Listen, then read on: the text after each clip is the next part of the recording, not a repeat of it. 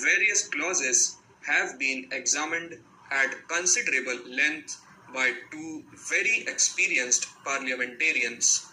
They have posed a question and asked for justification of this temporary relief with regard to the cases which are covered by those clauses.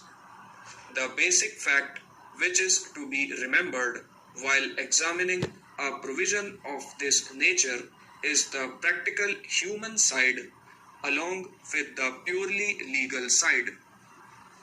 After all, it is not the government's case at the moment that a case has come for doing away with the various clauses.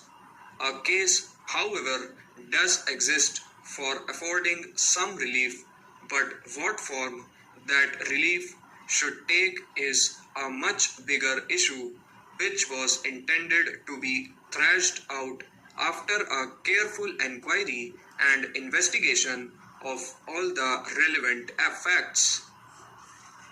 I said at the outset that it was the government's intention to go into this question carefully, and the intention is to appoint a committee upon which the various interests may be represented, and in that we also hope to be benefited by the advice of honorable members of parliament, and it will be for that committee to examine the various aspects and suggest as to what revision this way or that way, towards the right or towards the left, is called for, and pending that investigation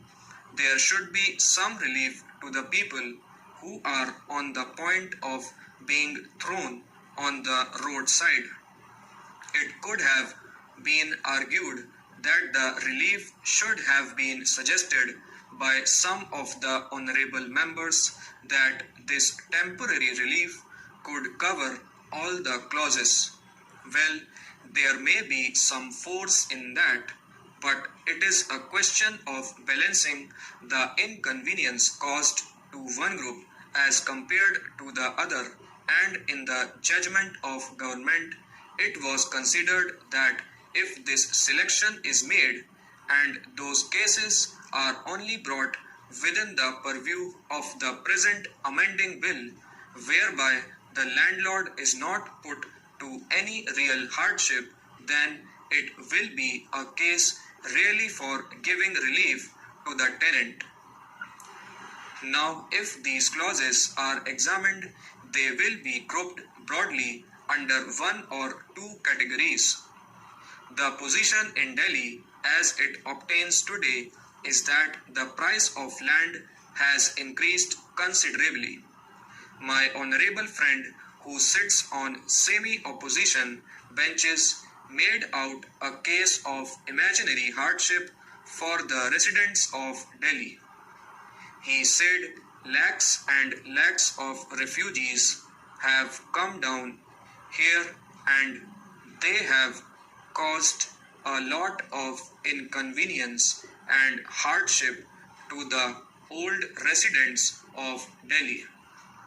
Well, some hardship may have been caused, but he conveniently forgets that it is the resident of Delhi who is the owner of small buildings.